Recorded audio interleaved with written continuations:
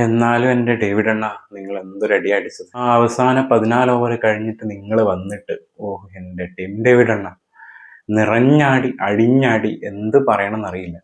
8 സിക്സും 3 4, 25 ബോളിൽ 70 runs, 280 strike rate. ആ ഒരു അടിയിലേ ശരിക്ക് തകർന്നു പോയത് CSK ഫാൻസിന്റെ നെഞ്ചും കൂടായിരുന്നു. നിങ്ങൾ അടിച്ച ഓരോ സിക്സസും CSK ഫാൻസിന്റെ നെഞ്ചത്തോട്ടായിരുന്നു.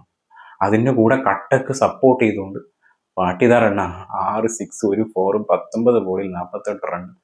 സ്ട്രൈക്ക് റേറ്റ് ആണെങ്കിൽ 252. നിങ്ങൾ രണ്ടുപേരും കൂടി എന്ത് ഭാവിച്ചായിരുന്നു അവസാനത്തോട്ട് അടിച്ചതെന്നറിയില്ല. കാരണം പാട്ടിദാരണ്ണൻ ഓൾറെഡി തുടങ്ങിയായിരുന്നു ഇതിന് മുന്നേ തന്നെ. ദേവദത്ത് പടിക്കലിനും ഒരു മയവുമില്ല. എല്ലാവരും വന്നവരും പോയവരൊക്കെ അടിച്ച് കൂട്ടിയ ഒരു മാച്ചായിരുന്നു ശരിക്കും. നമ്മുടെ വേൾഡ് കപ്പിലെ തന്നെ ലാസ്റ്റ് 5 മാച്ച് മാത്രം കളിച്ചിട്ട് പ്ലെയർ ഓഫ് ദി ടൂർണമെന്റ് ആയിട്ടുള്ള നമ്മുടെ സഞ്ജു സാംസൺ ഉണ്ട്. 40 മേലെ ബാറ്റിംഗ് ആവറേജ് ഉള്ള നമ്മുടെ ഋതുരാജ് ഗൈക്കോഡ് ഉണ്ട്. ശരിക്കും അവർക്ക് രണ്ടുപേർക്കും അടിച്ചു തീർക്കാനുള്ള സ്കോറേ ഉള്ളൂ. ഒന്ന് വിചാരിച്ചു കഴിഞ്ഞാൽ രണ്ടുപേരും ഓരോ സെഞ്ചുറി ഒക്കെ അടിച്ച് ബാക്കിയുള്ള സ്കോറൊക്കെ മറ്റുള്ളവർക്ക് വന്ന് ജസ്റ്റ് അനായാസമായിട്ട് ജയിപ്പിക്കാൻ പറ്റുന്നേ ഉള്ളൂ. പക്ഷേ ഇവരൊന്ന് വിചാരിക്കണ്ടേ? ഇവര് വേഗം പോവാണ്. കഴിഞ്ഞ കളിയിൽ ഫോം ആയിട്ടുള്ള ആയുഷ് മാത്രം ഈ കളിയിൽ ഫോം ആയില്ല. ഋതുരാജ് ഗൈക്വാഡ് ഫസ്റ്റ് തന്നെ പോവുകയും ചെയ്തു. സഞ്ജു സാംസൺ ആണെങ്കിൽ ഒരു 6 അടിച്ചിട്ട് ഒരു പ്രതീക്ഷ തന്നു അടുത്ത ബോളിൽ ഔട്ട് പോയി. എന്നത്തെയും പോലെ നമ്മൾ കഴിഞ്ഞ 2 കളിയിലും തോറ്റ സമയത്താണെങ്കിലും നമ്മുടെ സർഫറാസ് ഖാൻ അത്യാവശ്യം നല്ല രീതിയിൽ ക്യാമിയോ വന്നിട്ടുണ്ടായിരുന്നു. അത് ഇത്തവണ ക്യാമിയോ അല്ല, നല്ലൊരു സ്കോർ തന്നെ അടിച്ചു. 25 ബോളിൽ 50 റൺസ്, 8 4 ഉണ്ടായിരുന്നു, 2 സിക്സസ് ഉണ്ടായിരുന്നു. ആൾ അടിപൊളിയായിട്ട് കളിച്ചിട്ട് ശരിക്കും എഗെയിൻ ഒരു ചേസിങ് മോഡിലോട്ട് CSK പോകുന്ന സമയത്താണ് ആള് പെട്ടെന്നൊരു വിക്കറ്റ് വലിച്ചെറിയുന്ന ഒരു സംഭവം ഉണ്ടായിരുന്നത്.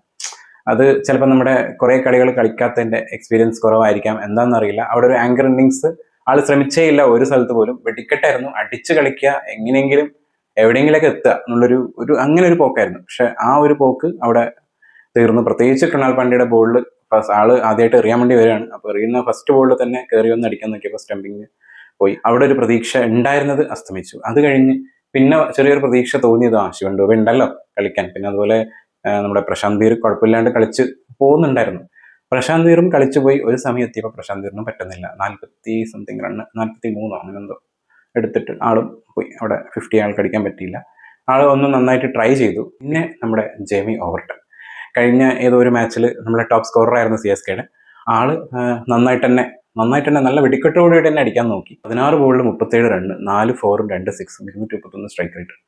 ഇത്രയും പ്രഷറായിട്ടുള്ള ഒരു സിറ്റുവേഷനിൽ ആൾ അതൊരു കിടിലൻ കളിയായിരുന്നു കളിച്ചിട്ടുണ്ടായിരുന്നത്. ആളുടെ വിക്കറ്റ് പിന്നെയും കുഴപ്പമില്ല, അതങ്ങനെ പോയി എന്ന് വിചാരിക്കാം. ഒന്ന് ട്രൈ അടിച്ചിട്ടാണ് പോയത്. ആൾ അതിൽ ഭയങ്കരമായിട്ടുള്ള നിരാശ ഉണ്ടായിരുന്നു. കാരണം ആള് ഡഗൗട്ടിലൊക്കെ പോയി ഇരുന്ന് ഹെൽമെറ്റ് എറിയുന്നതും പിന്നെ അതുപോലെ അതിന് മുന്നേ തന്നെ ബാറ്റൊക്കെ എടുത്തിരുന്ന എന്തൊക്കെയോ സീനുകൾ കണ്ടിട്ടുണ്ടായിരുന്നു. ആൾ ഭയങ്കര നിരാശയിലായിരുന്നു ആൾ ഔട്ട് ആയതിനു ശേഷം.